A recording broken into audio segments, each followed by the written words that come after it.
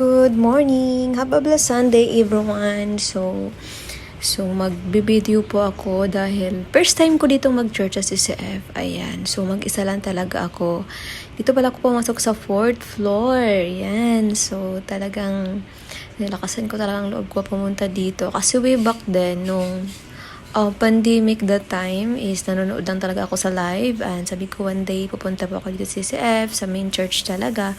And here is it, andito na nga ako ngayon, and ayan, sobrang daming tao, sobrang na-amaze ako sa CCF kasi nakita ko lang to dati sa online, and talagang nakita ko din to ganito kadaming tao, but talagang sa personal, grabe, literal na sobrang daming tao. Ayan, so mag-start na nga, ayan, worship song.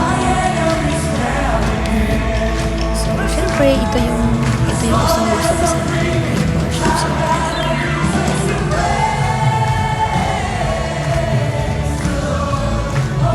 Feel ko talaga yung song na yun. Feel talaga yung gusto. Is to praise God. Whatever it takes. Praise God.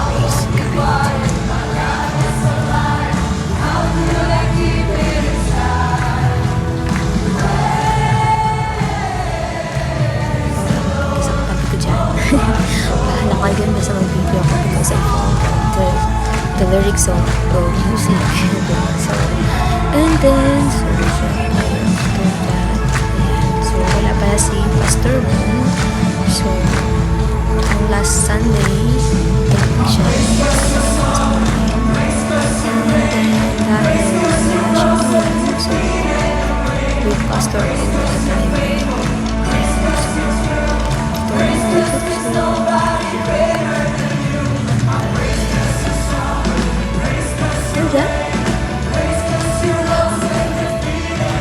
dito ngayon, ibig sabihin, si Pastor Paul, hindi pa ho kayo isa sa mga nagpakasyon. nag-preach Dati dito ho, sa pag CCF. Holy Week, actually Yan, dati and meron ng ganun eh. Pag pagkatapos Holy Week, so, malapit na bakasyon mode na yung mga tao. umuwi na May ako mga kabataan mag-isa. pa ditong graduate. Yan, ang ganda din ng view dito in fairness. Yan, so umuwi na ako after. Dito ako sa 4th floor. Yan. Diba? And dahil nagmamadali talaga ang i-above mo na to, dumaan na lang po ako sa doon po ako dumaan yan sa exit. Talagang naglakad ako. Stair na yan. So nagulat ako, madaming mga bata ngayon nagte-church. So, ayan, mga bata. So, mga lalaki. So, Lord, bless them. Kasi, napaka naman nila.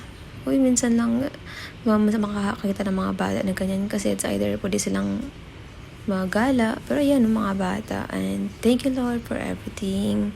And, until that, nakauwi na ako sa aking bahay. Yan! So, tadan! Dito ako sa bahay. Then, thank you, Lord, for keep safe me sound.